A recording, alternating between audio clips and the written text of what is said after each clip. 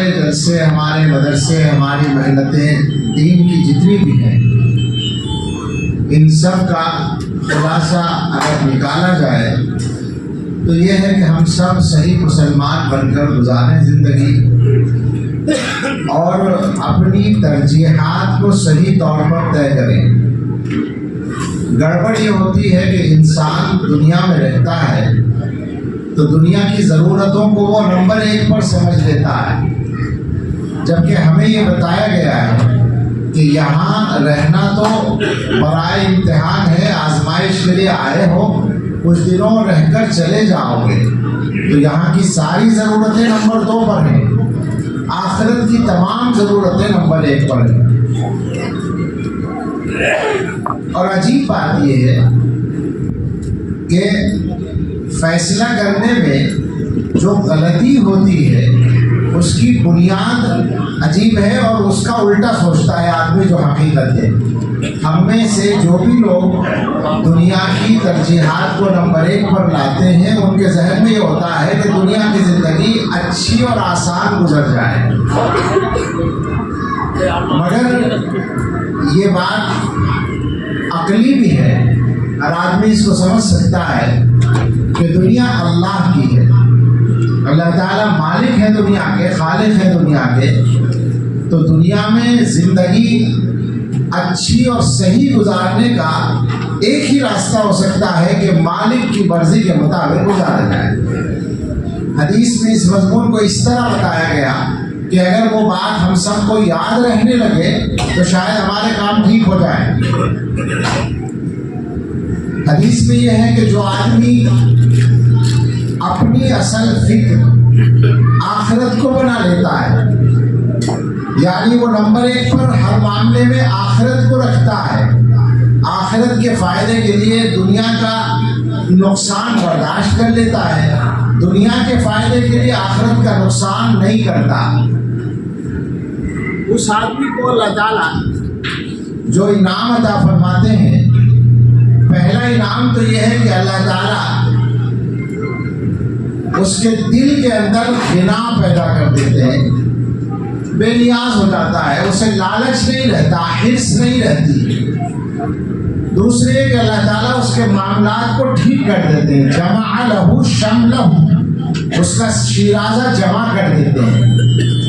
اور تیسرا یہ کہ جو دنیا کی جو دولت اس کے لیے مقدر اور مقرر ہے وہ آتی ہے ہر حال میں، اور تابع ہو کر، ذلیل ہو کر آتی ہے۔ اتت الدنیا وہی راغبہ، مطلب یہ ہے کہ آخرت کو مقصد بنایا تو دنیا کا کوئی نقصان نہیں ہوتا، فائدہ ہی فائدہ ہوتا ہے۔ اور جو آدمی دنیا کو مقصد بناتا ہے تو 2 سزائیں ہیں، اور ایک بات ہے، پہلی سزا تو یہ ہے کہ پیشانی پر فقیری لکھ دی جاتی ہے، جعل اللہ فقرہ بین عینیہ، محتاج ہے، ہر وقت ضرورت ہے، چاہیے، کچھ نہ کچھ چاہیے، یہی پریشانی ہے۔ وَفَرَّقَ شَمْلَهُ، اللہ تعالیٰ اس کے شیرازے کو منتشر کر دیتے ہیں دنیا کے چکر میں، کبھی ادھر کبھی ادھر کبھی ادھر۔ اور وَلَمْ يَأْتِهِ مِنَ الدُّنْيَا إِلَّا مَا كُتِبَ لَهُ، دنیا اتنی ملتی ہے جتنی مقدر میں ہوتی ہے، اس سے زیادہ نہیں ملتی۔ اس کا مطلب یہ ہوا کہ دنیا کو مقصد بنانے سے کوئی فائدہ ہی نہیں ہے۔ دنیا کا مطلب پیسہ نہیں ہوتا، دنیا کا مطلب ہوتا ہے پیسے کے لیے آخرت کا نقصان کرنا۔ اور پیسے کا معاملہ تو ایسا ہے کہ اس میں بھی ذرا سی اگر احتیاط کر لے آدمی، یعنی چکر میں نہ پڑے زیادہ، تو بہت آسانی ہو جاتی ہے۔ ہمارے اکابر کے یہاں اس سلسلے میں جو نمونے ہیں ان کو اگر بیان کریں وہ تو لمبی بات ہو جائے گی، لیکن ایک ہمارے بزرگوں میں سے شیخ الحدیث حضرت مولانا زکریا صاحب رحمۃ اللہ علیہ کا قول ہے، وہ فرماتے تھے میں اللہ سے دعا کرتا ہوں کہ اللہ پیسہ جمع ہوئے نہ اور ضرورت کوئی اٹکے نہ،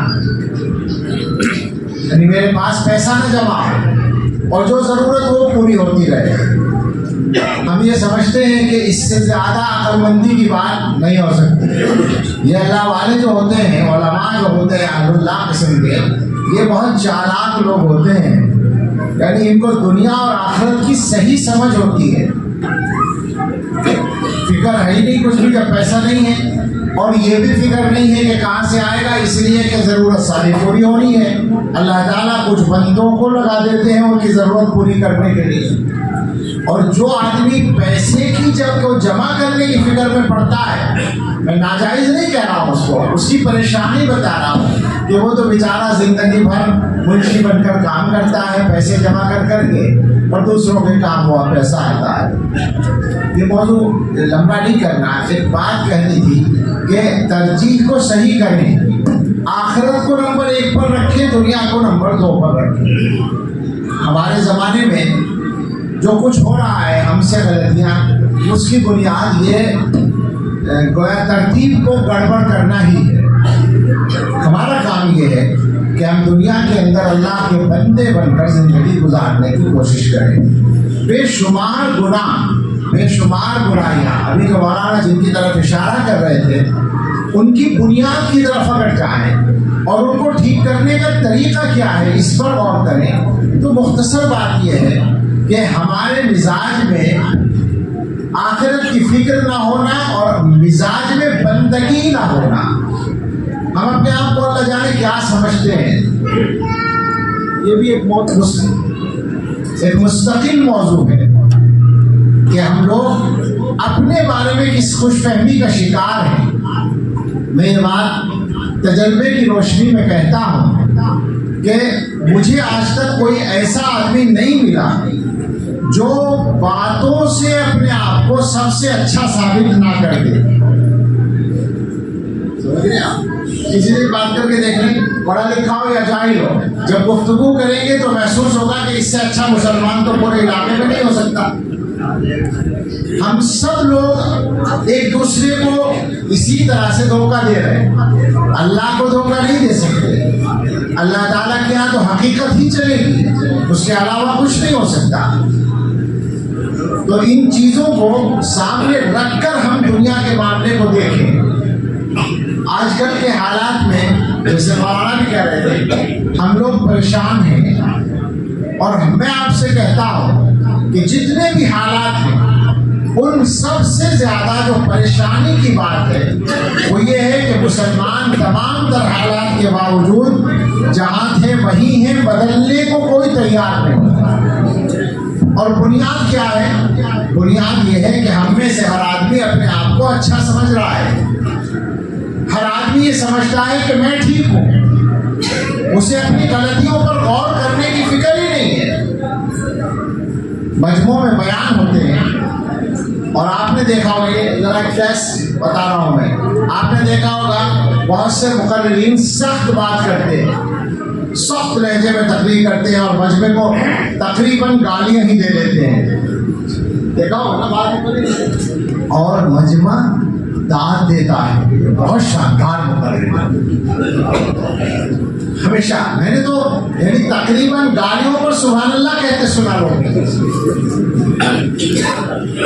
کچھ بھی کہہ لیتا ہے آدمی، مگر مجھے آپ بتائیں وہی مقرر اگر کسی ایک آدمی کو وہ ساری باتیں نہیں ان میں سے ایک بات کہہ دے کہ تم ایسے ہو، تو وہ برداشت کرے گا؟ نہیں کرے گا۔ مجمع میں خوش ہو کر سن رہا ہے اور اکیلے میں برداشت نہیں کر رہا۔ ذرا سمجھیے گا بات کو، کیا مطلب اس کا مطلب یہ ہے کہ جب مجمع میں بات ہو رہی ہے تو کوئی بھی آدمی یہ نہیں سمجھ رہا کہ مجھے کہہ رہے ہیں، وہ یہ سمجھ رہا ہے میرے علاوہ یہ جتنے نالائق بیٹھے ہیں ان کو کہا جا رہا ہے۔ عام مرض ہے ہمارا، اسی لیے اصلاح نہیں ہوتی۔ میں بنیاد پر بات کر رہا ہوں، اسی لیے اصلاح نہیں ہوتی چونکہ ہم میں سے ہر ایک نے اپنے آپ کو الگ کر رکھا ہے کہ میں ٹھیک ہوں۔ یہ تو ان سب کے بارے میں ہو رہی ہے بات۔ ہم کہتے ہیں مسلمانوں میں ایسا ہو رہا ہے، مسلمانوں میں ویسا ہو رہا ہے، تو ہر آدمی سوچتا ہے میرے علاوہ کی بات ہو رہی ہے۔ ارے بابا تم بھی تو مسلمان ہے، تم بھی تو مسلمانوں میں شامل ہے جن کے اندر یہ عیب ہے۔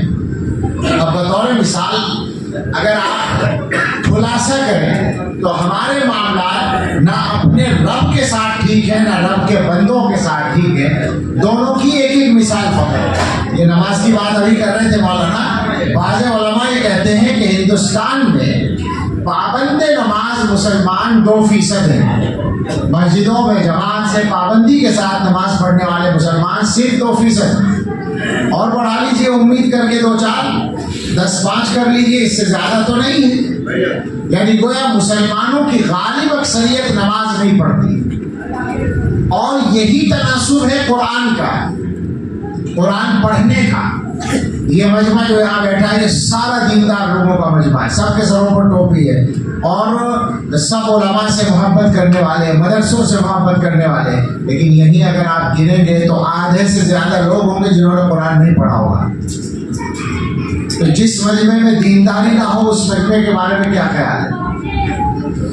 یہ معاملہ ہمارا اللہ تعالیٰ کے ساتھ ہے، اور اللہ کے بندوں کے ساتھ. تو آج کل میں ہر جگہ ایک بات کہتا ہوں کہ غیروں کی بات چھوڑیں، خود اپنے گھروں کے اندر کیا صورتحال ہے.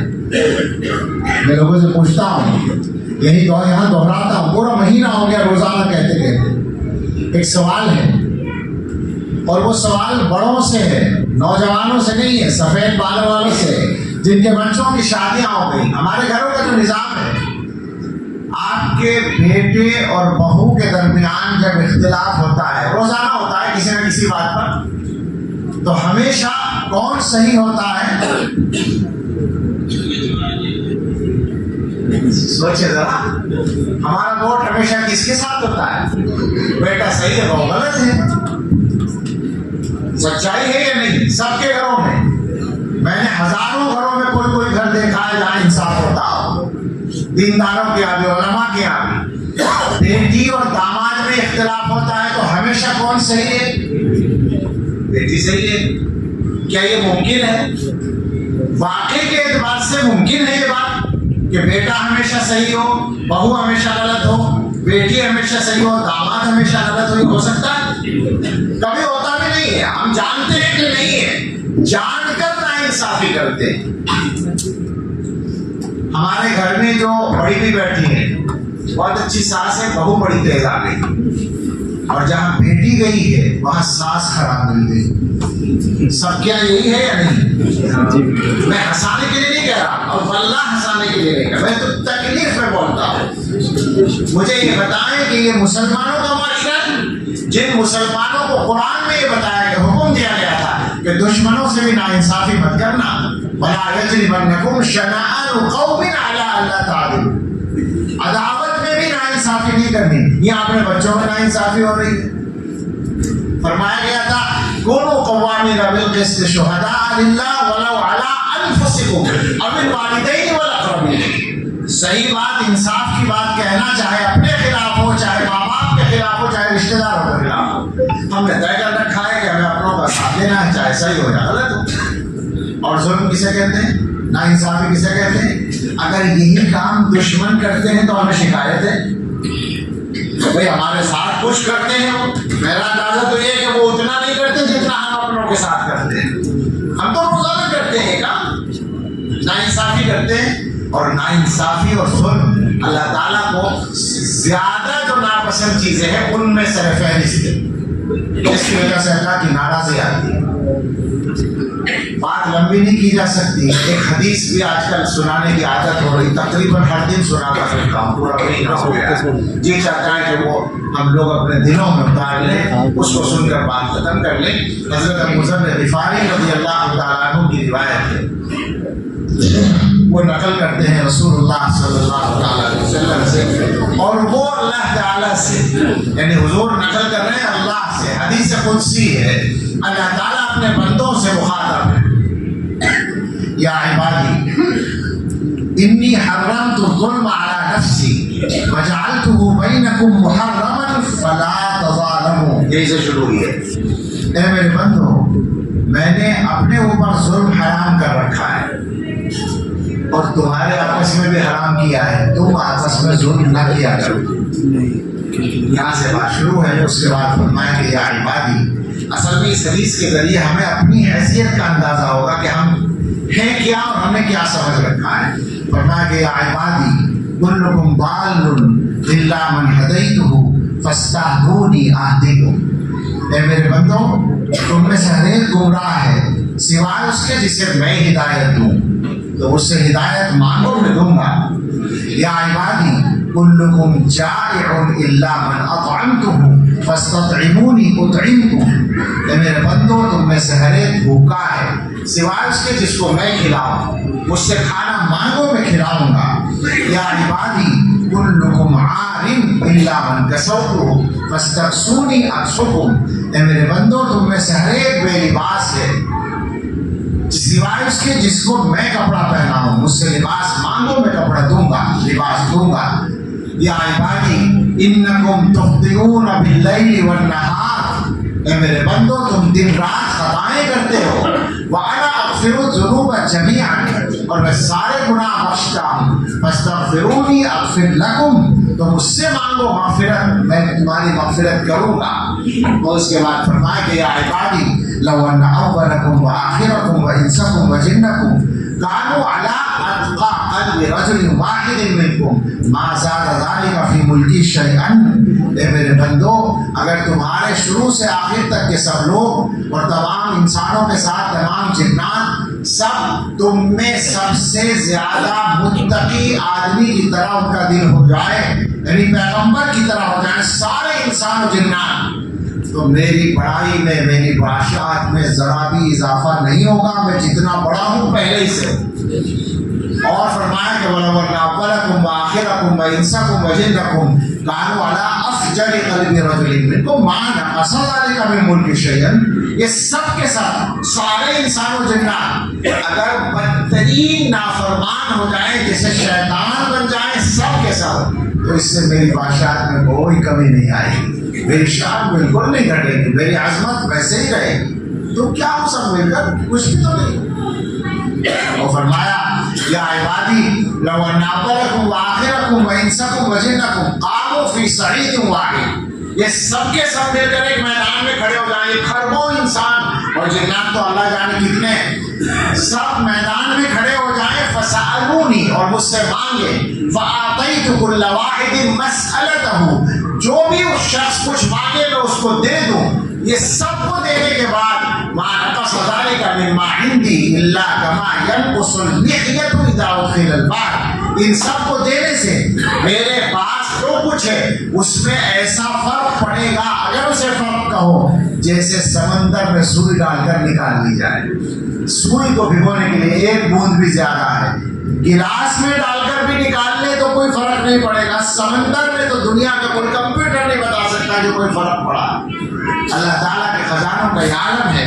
پھر فرمایا یا عبادی، ڈر لگتا ہے اس جملے کو نقل کرتے ہوئے، نواحی اعمالکم احصیھا لکم فوفیھا ایاکم، اے میرے بندو یہ سب تمہارے اعمال ہوتے ہیں جو میں تمہارے لیے جمع کر لیتا ہوں پھر تمہیں لوٹا دیتا ہوں پورے کے پورے۔ فمن وجد خیرا فلیحمد اللہ، جس جو آدمی خیر پائے اللہ کی تعریف اور حمد کرے، شکر ادا کرے، ومن وجد غیر ذلک فلا یلومن الا نفسہ، اور جو اس کے علاوہ پائے تو بس اپنے آپ ہی کو ملامت کرے۔ یہ ایک حدیث ہے جس سے اندازہ ہوتا ہے کہ ہماری حیثیت کیا ہے، ہم بہت چھوٹی سی حیثیت رکھتے ہیں، یعنی ہم بندے ہیں اللہ کے، اور بندہ ہونے کا مطلب یہ ہے کہ ہم اپنی مرضی چلا ہی نہیں سکتے۔ سچی بات یہ ہے کہ دنیا میں اپنی مرضی چلانے کے لیے بھیجا ہی نہیں گیا ہے۔ مرضی چلے گی جنت میں، خواہش پوری ہوگی جنت میں، مگر تب ہوگی جب یہاں اپنی مرضی ہم نہیں چلائیں گے۔ یہاں کا معاملہ تو عجیب ہے۔ مجھے یاد آیا حکیم الامت حضرت اقدس تھانوی رحمۃ اللہ علیہ کا جملہ، کانپ گیا ہے پڑھ کر جب پہلی بار پڑھا۔ حضرت نے فرمایا کہ مجھے جنت کے درجوں کا وسوسہ بھی نہیں آتا، بلند درجوں کا، یہ جو ہم کرتے ہیں نا اللہ تعالیٰ بلند درجات عطا فرمائے، چلو دوسروں کے لیے کر لیں، ہم سوچتے ہیں ہمیں بھی شاید بلند درجے ملیں گے۔ حکیم الامت جن کے بارے میں ہم سب گواہی دے سکتے ہیں کہ ہمیں یقین ہے کہ وہ یقیناً بلند درجوں کے مستحق ہیں انشاءاللہ، وہ یہ فرماتے ہیں کہ مجھے جنت کے درجوں کا وسوسہ بھی نہیں آتا، بس یہ تمنا ہے کہ جنت میں جگہ مل جائے، چاہے جنتیوں کے قدموں ہی میں مل جائے، اور وہ بھی اس لیے نہیں کہ میں جنت کا مستحق ہوں، بلکہ اس لیے کہ عذاب سہنے کی ہمت نہیں۔ اندازہ کریں کہ ہم کہاں کھڑے ہیں اور ہم نے اپنے آپ کو کیا بنا رکھا ہے۔ میرے بھائیوں، حالات دنیا کے وہ اللہ تعالیٰ کے ہاتھ میں ہیں، اور ساری دنیا سارے مسلمان جانتے ہیں اللہ جو چاہتے ہیں وہی ہوتا ہے. ہم اپنے اعمال پہ غور کریں اور سوچیں کہ ہم جیسوں کے لیے اللہ کی مدد کیسے آ سکتی ہے. جو کرنے کے کام ہیں وہ ہم نے چھوڑ رکھے ہیں. مولانا نے جن کاموں کی طرف توجہ دلائی خاص طور سے مسئلہ ایمان کی حفاظت کا ہے. بات ختم کرنی چاہیے. مسئلہ جو سب سے بڑا ہے وہ ایمان کی حفاظت کا ہے. ہم لوگ مسائل کے طے کرنے میں بھی غلطی کرتے ہیں. پریشان ہیں جان کے لیے مال کے لیے. مسلمان کو جان مال کے لیے پریشان ہونے کا مطلب کیا ہے؟ کیا یہ نہیں معلوم ہے کہ ہمیں کوئی ہماری موت سے پہلے مار نہیں سکتا؟ جو مال ہماری تقدیر میں وہ ہم سے کوئی چھین نہیں سکتا. حضرت عبداللہ بن عباس رضی اللہ عنہما کو حضور نے جو فرمایا تھا وَعَلَمْ أَنَّ الْأُمَّةَ لَوْ اجْتَمَعَتْ عَلَىٰ أَن يَنفَعُوكَ بِشَيْءٍ لَمْ يَنفَعُوكَ إِلَّا بِشَيْءٍ قَدْ كَتَبَهُ اللَّهُ لَكَ. یاد رکھو سب لوگ مل کر اگر تمہیں کوئی فائدہ پہنچانا چاہیں تو وہی فائدہ پہنچا سکیں گے جو اللہ نے لکھ رکھا ہے. وَلَوِ اجْتَمَعُوا عَلَىٰ أَن يَضُرُّوكَ بِشَيْءٍ لَمْ يَضُرُّوكَ إِلَّا بِشَيْءٍ قَدْ كَتَبَهُ اللَّهُ عَلَيْكَ. اور اگر سب مل کر تمہیں کوئی نقصان پہنچانا چاہیں, دنیا کی طاقتیں بھی تمہیں نقصان پہنچانا چاہیں تو وہی نقصان پہنچا سکیں گے جو اللہ نے تمہارے لیے لکھ رکھا ہے. نیا کوئی کام وہ نہیں کر سکتے. جفت الاقلام ورفعت الصحف, ساری تقدیریں لکھ کر قلم خشک ہو چکے ہیں, صحیح کے اوپر جا چکے ہیں. دنیا کے ہاتھوں میں کچھ بھی نہیں ہے, سب اللہ کے ہاتھ میں ہے. تو نہ جان کے لیے ڈرنے کی ضرورت ہے نہ مال کے لیے ڈرنے کی ضرورت ہے. ہاں جو فکر کرنے کی چیز ہے وہ ایمان کا مسئلہ ہے. دنیا کی طاقتیں اس وقت مل کر اتری ہوئی ہے اس بات پر کہ کسی طرح دنیا کو ایمان سے روکا جائے اور جو ایمان والے ہیں ان کو ایمان سے محروم کیا جائے. اس کے لیے ان کے مشن چل رہے ہیں, ان کے پروگرام چل رہے ہیں, ان کی محنتیں چل رہی ہیں, ان کی وزارتیں قائم ہیں, ان کے بجٹ اس کے لیے خرچ ہو رہے ہیں. اور یہ کوئی ہمارا ان پر الزام نہیں ہے بلکہ وہ خود اس کو فخر کے ساتھ کہہ رہے ہیں. تو مسلمانوں کو اصل مسئلے کو سمجھنے کی ضرورت ہے. آج صورتحال یہ ہے کہ مسلمانوں میں ایک تعداد تو وہ ہے جس کے بچے کہیں نہیں پڑھتے, وہ 30% ہوں گے اندازے کے اعتبار سے. 60-70 مسلمانوں کے بچے پڑھتے ہیں, ان میں 65 اسکول میں 2-4 مدرسوں میں. وہ جو 65% اسکولوں میں پڑھنے والے ہیں ان کے لیے ان کے ماں باپ نے سمجھ لیا کہ اسکول میں بھیج کے ساری ذمہ داری پوری ہو گئی. حالانکہ جو اصل ذمہ داری ہے وہ بچی پڑی ہے ابھی, اور وہ تھی جہنم سے بچانے کی ذمہ داری. وہ انفسکم وأہلیکم نارا, یہ اصل ذمہ داری ہے. 10% مشکل سے ہیں ابھی بھی جو قرآن پڑھ رہے ہیں. سارے علماء کی محنت کے باوجود سب لگے پڑے ہیں. جمعیت علماء نے مہم چلا رکھی ہے اور دوسری تنظیموں نے محنت شروع کر رکھی ہے مکتب قائم کرنے پر. کتنے مسلمان بھیج رہے ہیں؟ ابھی 10% کی تعداد بھی پوری نہیں ہو رہی ہے. اور مزید یہ کہ اگر کہیں علماء بیچارے مکتب کو فیس سے چلانے کا ارادہ کر لیں تو جو مسلمان اسکول کی فیس آسانی سے پابندی سے جمع کرتے ہیں 500 روپے 1000 روپے یا اس سے زیادہ 50 یا 100 روپے مکتب میں دینے کی توفیق نہیں ہوتی. اور بہت سی مسجدوں میں علماء چاہتے ہیں مکتب چلائیں تو ماشاءاللہ مسجدوں کے متولی حضرات جو ہیں ان کے نزدیک مسجدوں کی گستاخی یا تقدس خراب ہو جاتا ہے. دنیا کا ہر کام مسجد میں ہو سکتا ہے سوائے بچوں کی تعلیم کے, یا وہ چلانے نہیں دیتے. بہت سی جگہ چلتا ہے لیکن بعض جگہ یہ مسئلے کھڑے ہو جاتے ہیں. آ جائیں صحیح راستے پر اور جو بنیاد ہے اس پر محنت کرنے کی کوشش کریں. حالات اچھے نہیں ہیں, پکی بات ہے کہ حالات اچھے نہیں ہیں, مگر ان حالات میں سب سے خراب بات یہ ہے کہ ہم اچھے نہیں ہیں, ہم اپنے آپ کو بدلنے کے لیے تیار نہیں. دعا کریں کہ اللہ تعالیٰ ہمیں اپنی تبدیلی کے لیے کھڑا ہونے کی توفیق دے, تبھی تو ہمارا ٹھیک ہوں گے. اللہ مدد فرمائے. آمین. وآخر دعوانا الحمدللہ رب العالمین.